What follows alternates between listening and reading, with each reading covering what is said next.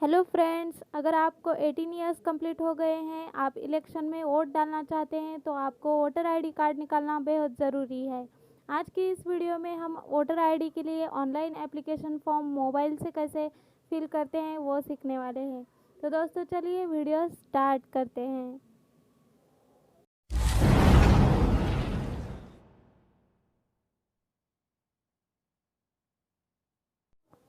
Voter ID के online application के लिए आपको एक ऐप प्ले स्टोर से डाउनलोड कर लेना है। उस ऐप का नाम है वोटर हेल्पलाइन। आपको वो ऐप स्क्रीन पर दिखाई दे रहा होगा। आप प्ले स्टोर में जाकर वोटर हेल्पलाइन नाम सर्च करके वो ऐप डाउनलोड कर लीजिए।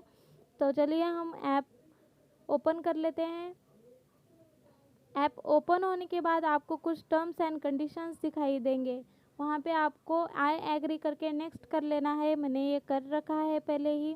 अगर आपने यहाँ पे इलेक्शन कमीशन ऑफ इंडिया पर अकाउंट नहीं बनाया है तो आपको लॉगिन करने की ज़रूरत नहीं है, आप स्किप लॉगिन कर सकते हैं। आपको वोटर आईडी के लिए फॉर्म भरना है तो आपको यहाँ पे फॉर्म्स में क्लिक करना है।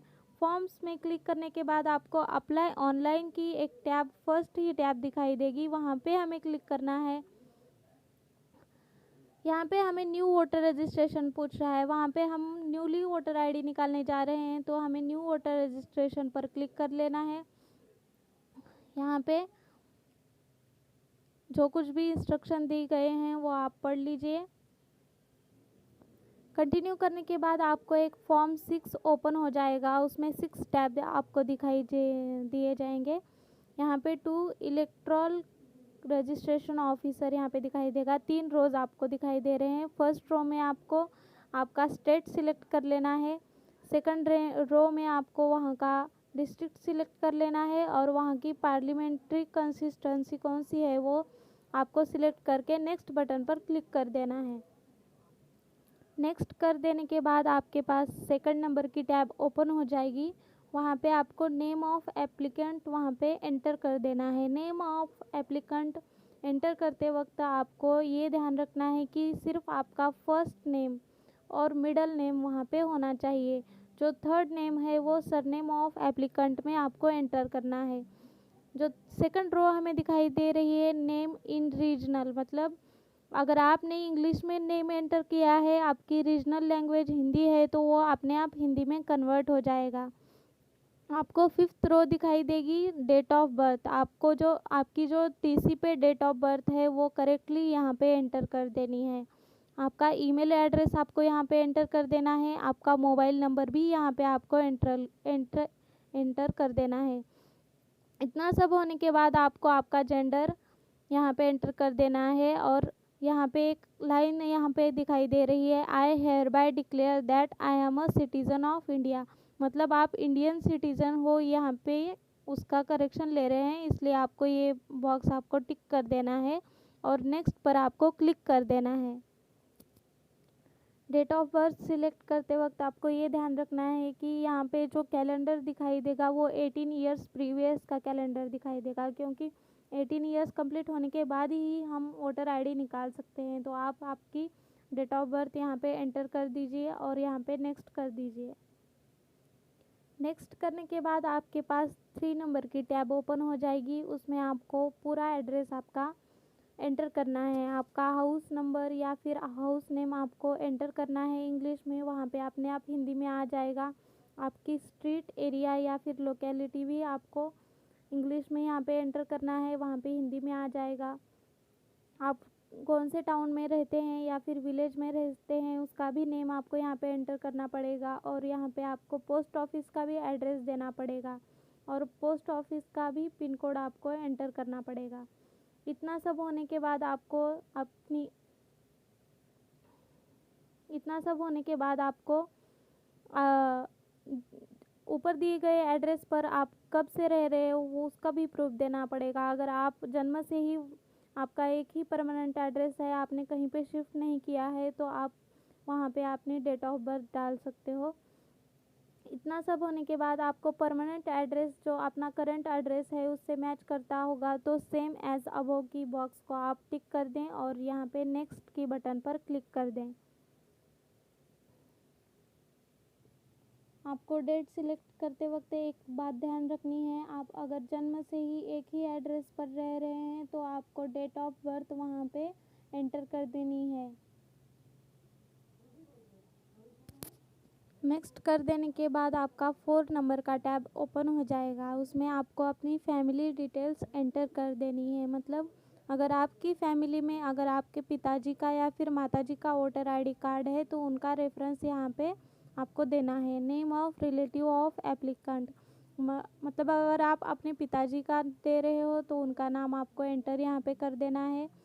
लास्ट नेम उनका यहाँ पे एंटर कर देना है। रिलेशन क्या है उनके साथ आपका वहाँ पे फादर करके कर सकते हो, यहाँ पे आप सिलेक्ट कर सकते हो father, mother, husband, wife, grandfather, जो भी हो आप यहाँ पे सिलेक्ट कर सकते हो। अगर आप कोई डिसेबिलिटी नहीं है तो यहाँ पे आप सिलेक्ट मत कीजिए, या फिर आपको कोई डिसेबल हो आप तो फिर आप यहाँ पे सिलेक्ट कर सकते हो।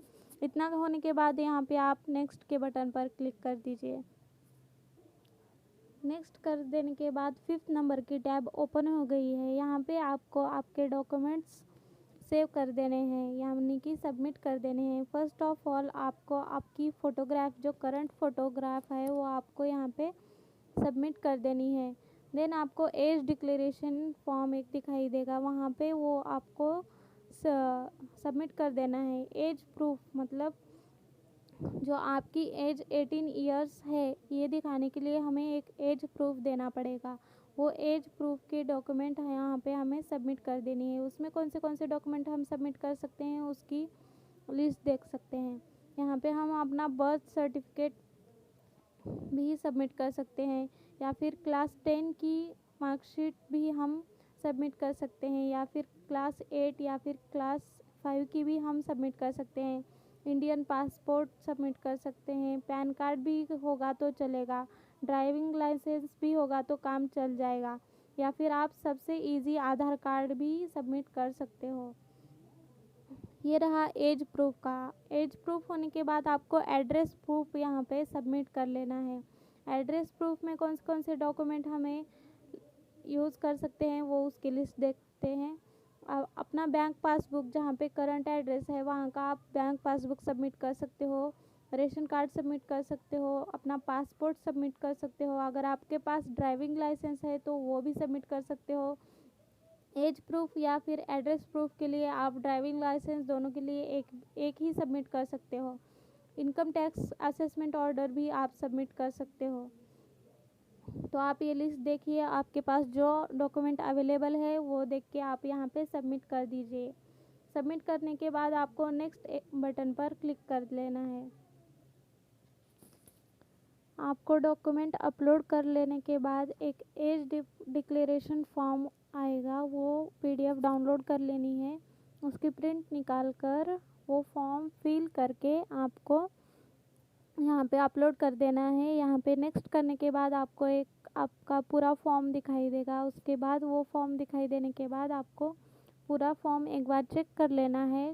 फॉर्म चेक कर लेने के बाद आपको लास्ट एक सबमिट बटन दिखाई देगा, उस पर आपको क्लिक कर देना है। सबमिट क्लिक कर देने के बाद आपका वोटर आईडी का ऑनलाइन एप्लीकेशन फॉर्म सबमिट हो गया है। वोटर आईडी आने के लिए 3 to 4 मंथ्स लगेंगे, तब तक के लिए आपको इंतज़ार करना पड़ेगा। ये रही वोटर आईडी के लिए ऑनलाइन एप्लीकेशन की फुल प्रोसेस। आगे के वीडियो में मैं आपको वोटर आईडी के लिए कैसे आर्ग्यूमेंट करना है या फिर कुछ प्रॉब्लम हो गया है तो उसके बारे में सब जानकारी लेकर आने वाली हूँ। जानने के लिए आप चैनल को प्लीज़ सब्सक्राइब कर दीजिए और वीडियो को लाइक और कमेंट करना मत भूलिएगा। तब तक के लिए बाय बाय।